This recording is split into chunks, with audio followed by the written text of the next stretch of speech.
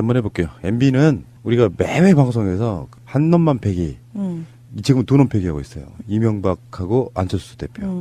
둘 다 뭐 똑같은 사람들인데 뭐. MB 이야기는 지금까지 많이 해왔기 때문에 생략을 하고요. 오늘 재밌었어요, 오늘 방송이. 서지현 검사와 네. 박상기 법무부 장관의 이런 논란이 있잖아요. 네. 근데 문제는 그게 박상기 법무부 장관한테 안 전해졌다는 거죠. 일단은 그렇게 됐고 그다음에 첫 번째 게 전달이 제대로 안 됐고 두 번째 거는 전달이 돼서 조치가 취해졌고 당시에는 공소시효 그다음에 이제 법적 조치할 수 있을 만한 뾰족한 게 없다라고 됐고 그다음에 본인이 처벌을 원하지 않았다. 뭐 더 이상 문제가 되는 것을 삼지 않겠다라고 해서 일단은 종료가 됐는데 그다음에 이제 방송에 나가서 인터뷰를 해서 어쨌든 미투라는 저 전 세계적으로 벌려지고 있는 캠페인이 이제 다시 우리 안에서도 우리 사회 안에서도 심각하게 문제제가 되고 있다. 이제 여기까지인데 거기 한편에 한 축에 이제 김재련 변호사가 이제 이 문제를 부각을 하면서 이제 이분의 이제 그러니까요. 네, 이분이 또 논란의 한 중심이 되고 있는데 제가 볼 때는 문제의 본질은 2010년도에 이제 그 서지현 검사가 스스로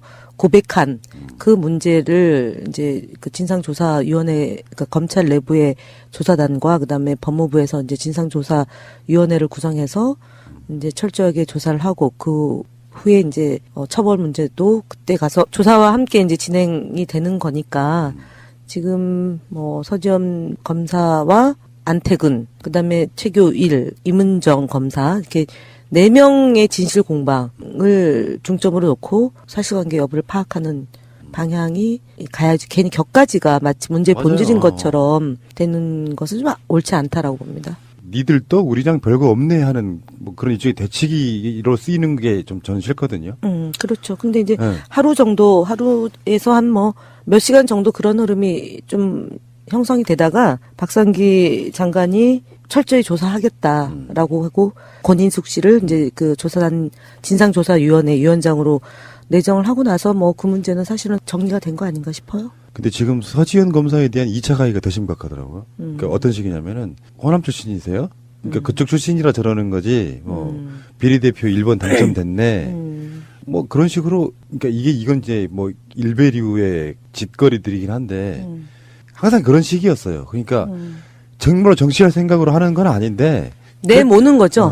그래서 아예 이미지화 시키는 거예요. 저쪽 사람이니까 저러는 거다 이렇게 내모는 그런 부분이 있는데 본인은 사실 검사로서 방송에 나와가지고 고백한다는 게 쉬운 일이 아니거든요. 그렇죠. 쉬운 일도 아니고 이제 가족도 있고 그다음에 사회생활 하는 게 그렇게 이제 정말 온 나라가 떠들썩할 정도의 이슈에 휘말리는 건데요. 그러니까 거의 8년 가까이 이제 이 문제에 대해서 트라우마가 생기고 엄청난 정신적 고통을 당했다. 그리고 안태근이 방송에 나오거나 이러면 부르르 떨 정도로 분노와 수치심을 함께 느꼈다고 얘기를 했는데 어쨌든 뭐 선각자들의 길이라는 게 항상 힘든 거죠. 그러나 그걸로 인해서 사회가 한 단계 더 발전한다라면 그리고 많은 사람들이 응원을 하고 있거든요. 지금 서지현 검사의 그런 용기 있는 행동에 대해서 많은 사람들이 응원하고 예전에 또 우리 헌법재판소장 이정미 소장한테도 그렇죠. 맞아요. 예, 맞아요. 그 사실은 그 파면 선고하고 나서 후에 그랬잖아요. 매우 고통스럽고 힘든 결정이었다. 그런데 그런 결정을 하고 나니까 이제 반대편에 소위 박근혜 지지자들한테 엄청나게 공격을 받았잖아요. 그분도. 그렇죠. 그런 거죠. 뭐 특히 대한민국에서 여성으로 뭐 정치, 경제, 사회, 문화, 재반 영역에서 활동하는 분들이 소수고 그다음에 스포트라이트를 받을 때 훨씬 더 그 평가나 칭찬을 받을 때는 뭐 사실은 힘든 게 없지만 비판받을 때는 훨씬 더 가혹하게 비판을 받기 때문에 뜨거운 연대의 정을 보냅니다. 정말. 정치하려고 한다는 말이 정치하게 만들어요. 삶이 곧 정치죠. 뭐. 그러니까 뭐냐면은 처음에는 전혀 그런 의도 없이 시작했는데 그 전개되는 과정에서 사람이 빡이 쳐요. 나 정치할래. 이렇게 되는 상황이 있어 분명히.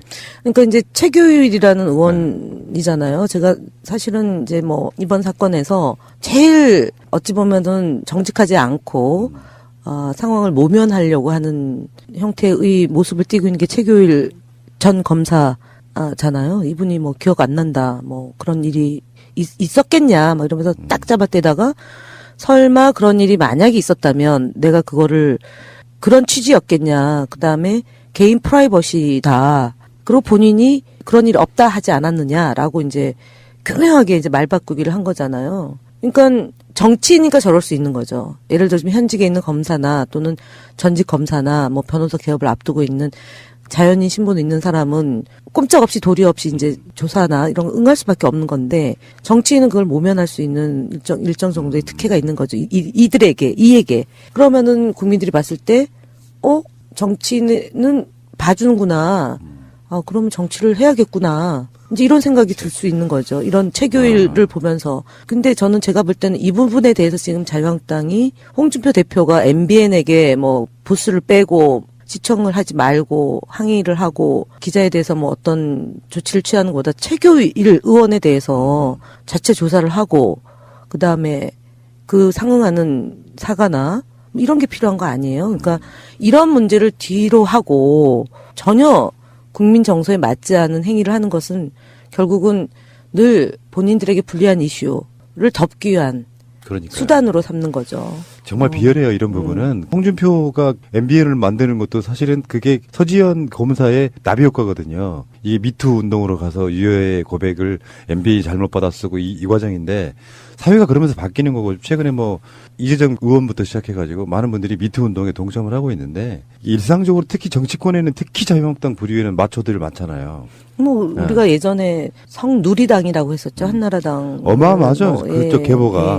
뭐 전 국회의장 지냈던 분, 그다음에 현직에 있던 국회의원이 뭐 식당 아주머니인 줄 알았다, 착각했다 이런 사건도 있었고. 최현희. 네. 그리고 이분도 이명박부터 시작해가지고요. 네, 많았죠. 많고 또 사실은 뭐 묵주 사건도 있었고요. 그 후에들의 정당인데 성인지도가 감수성이 없는 사람, 매우 낮은 사람들이죠. 그리고 남성 중심 문화에 익숙했던 분들이고 그러다 보니 응당 뭐 그런 일이 벌어진 건데 어쨌든 저는 이번 사건에 놓치지 말아야 될 것 중에 하나가 그 최규일 자유한국당 의원의 태도와 그에 대한 자유한국당의 입장.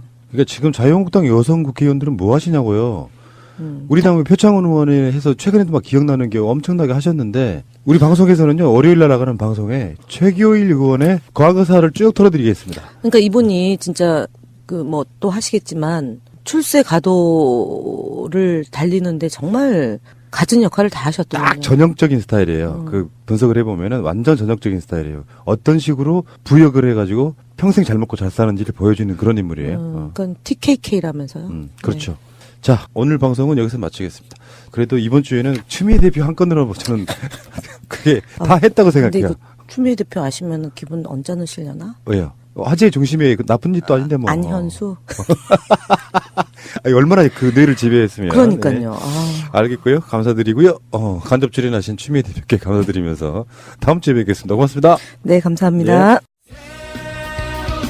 한국 민주주의 순위가 상승했다네요. 박수 한번 치죠. 네, 박수. 아니 이거 마음에 안 들어요. 지금 모두. 이게 근데 아쉬운 게 순위가 너무 낮아. 그래도 아직 멀었기 때문에. 아직 멀었기 때문이긴 멀었기 한데 때문에. 일단 어디서 나온 순위인지 마차님이 설명해 주십시오. 영국 시사주간 이코노미스트 부설 연구소인 이코노미스트 인텔리전스 유닛이 31일 발표한 2017년 민주주의 지수에서 한국은 작년보다 4위 상승한 20위를 차지했습니다. 22. EIU 이게 이제 이코노미스트 인텔리전스 유닛 EIU가 2006년부터 해마다 전 세계 167개 국가를 대상으로 민주주의 수준을 평가하고 있는데 제가 좀 불만스러운 건 뭐냐면은 인류 역사상 사실상 유례가 없을 만큼의 촛불혁명으로 민주주의를 달성했단 말이에요. 그러면 그게 가산점이 좀 심하게 붙어야 돼. 가산점. 이게 굉장히 강력한 권력자와 독재자도 국민이 끌어내릴 수 있다. 이보다 더 위대한 민주주의가 어딨냐고. 그렇죠. 그래서 근데 만약에 미국이 우리나라보다 앞서나? 궁금한 게 미국에는 지금 말도 안 되는 대통령이 지금 탄핵도 못해? 여기 앉아 있잖아요. 뭐 우리가 더 높아야지 순위가. 그러니까 이게 그 얘기를 좀 오늘 재밌게 좀 해봤으면 예. 좋겠어요. 그러니까 저는 22도 굉장히 높게 평가했다. 그러니까 아까 가산점을 주라고 했잖아요. 근데 대한민국 민주주의가 서구야 사회에서 보는 것과 내부에서 보는 게 다르단 말이죠. 서구적인 삭대로 이걸 들이댔단 말이에요. 그런데 선진국이나 그다음에 유럽이나 어쨌든 발달된 민주주의가 좀 발달된 나라 아직 종착점을 가지 못했지만 어떤 거냐면 지금 간접 민주주의가 종착점이 아니에요. 그러니까 원래 우리가 종착점은 직접 민주주의입니다. 모든 권력을 국민이 직접 행사하는 게 최종 목적지인데 이것에 어떻게 가까이 갔느냐가 가장 중요한데 그럼 이번에 4단계는 어떻게 해서 올라갔느냐 이게 이제 의문인데 이건 형식적 민주주의가 올라가는 거예요.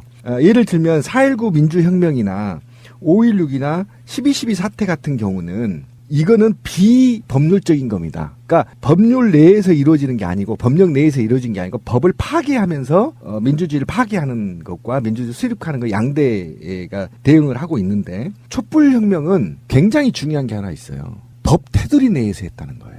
그렇지. 네, 법 테두리 내에서 이루어졌기 때문에 이것을 굉장히 높게 평가해서 4단계를 올려준 것인데요. 실제로 그러면 민주주의가 어떻게 척도로 작동하느냐? 그럼 한번 검찰을 봅시다. 민주주의를 채택한 선진국에서는 검찰한테 권한을 주지 않습니다. 수사권만 있어요. 기소권 누구한테 있죠? 배심원제에 있습니다. 전면 배심원제합니다. 판사는 재판권이 있나요? 없습니다. 형량권만 갖고 있어요. 재판권은 시민이 직접 행사합니다. 배심제.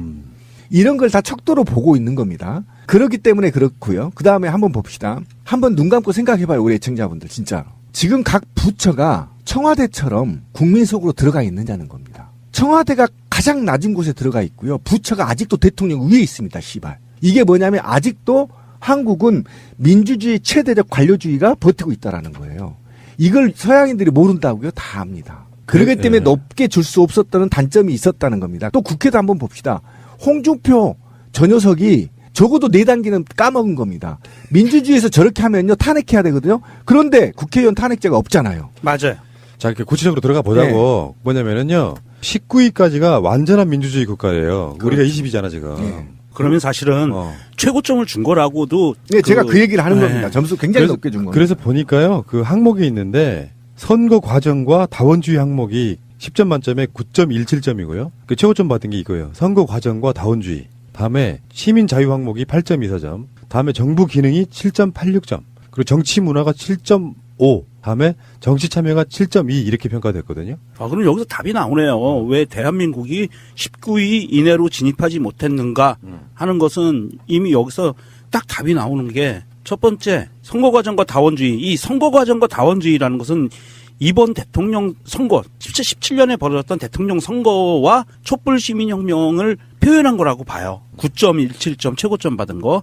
그리고 시민자유 항목은 여전히 사찰당하고 시민들이 억압받는. 뭐 여전히예요. 근데 예. 여전히 아니지. 아니 일부 국가 권력에 의해서 경찰이나 검찰에 의해서 여전히 아직도 벌어지고 있는 그런 2017년도 약 5개월 동안 그렇지. 벌어졌던 그런 상황들이 반영이 된 거라고 보고요. 예.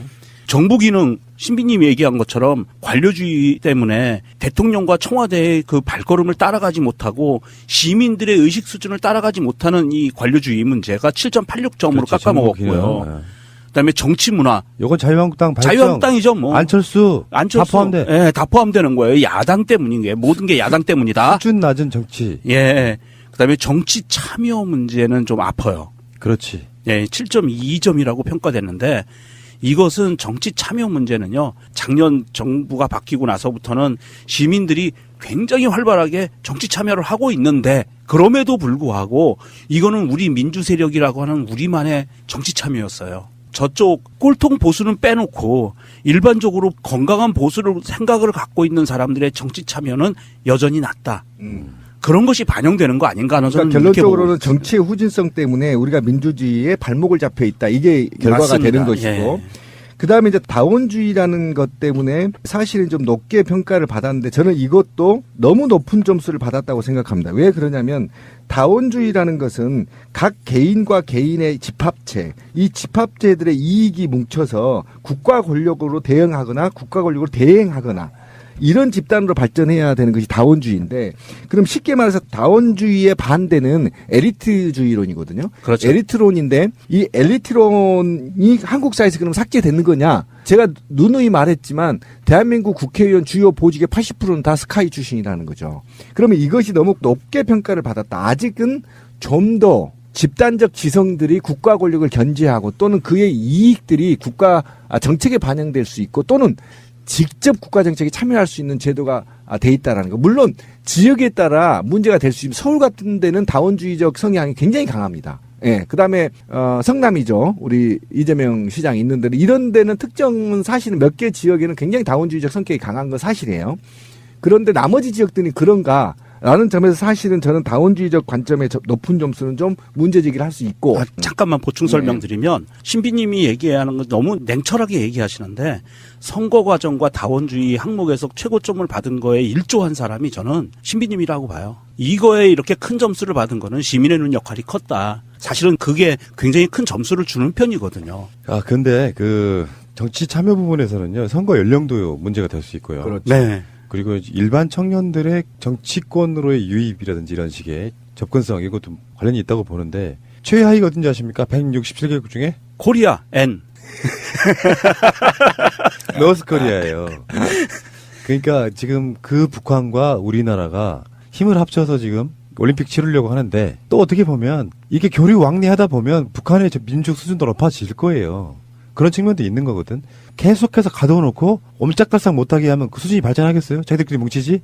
자꾸 개방하게 만들고, 그래서 그런 사람들 있잖아요. 자유한국당 부류에 북한의 인권 이야기만 하는 사람, 대한민국의 인권도 얘기 못하면서, 그런 사람들이 자꾸 그래서 북한과 어울리지 말아야 돼가 아니라 북한의 인권을 정말로 개선시키고 싶으면 북한을 개방시키면 돼요. 되게 간단한 이야기거든요, 알고 보면. 그러니까 어쨌든 이번에 영국에 저는 좀 반감이 있지만 어쨌든 여기서 반면교사로 삼을 것은 정치의 후진성이 우리나라 민주성을 발목 잡고 있다라는 건 확실한 거죠. 네. 그러면 이 통계가 나왔으면 각 부처에서는 이거를 극복하기 위한 정책들을 국민한테 보고해야 되고, 국민들은 니네들 왜 이 자료가 나왔는데 그냥 씹고 있어? 장차관들한테 얘기해야 된다는 겁니다. 대책 내놔봐. 이걸 극복하기 위한 대책 내놔봐. 이랬을 때 아까 말했던 민주주의가 상승하는 것이고 직접 민주주의로 가는 데 있어서 시민이 직접 참여하면서 이제는 20위권 안으로 들어갈 수 있는 문턱에 와 있기 때문에 시민의 역할이 절실하다. 예. 우리나라의 경제 규모가 세계 7위예요. 예, 맞습니다. 뭐 규모라고 그래서 그게 다 잘 산다고 말할 수는 없지만, 워낙에 무역이라든지 이런 규모가 켜질 수밖에 없는 부분도 있지만, 어쨌건 세계 20이면 우리 입장에서는 경제 규모랄까 경제 수준은 많이 높아졌는데 거기에 민주적인 게 따라가지 못하고 있다? 이렇게 결론 내리면 될 것 같고,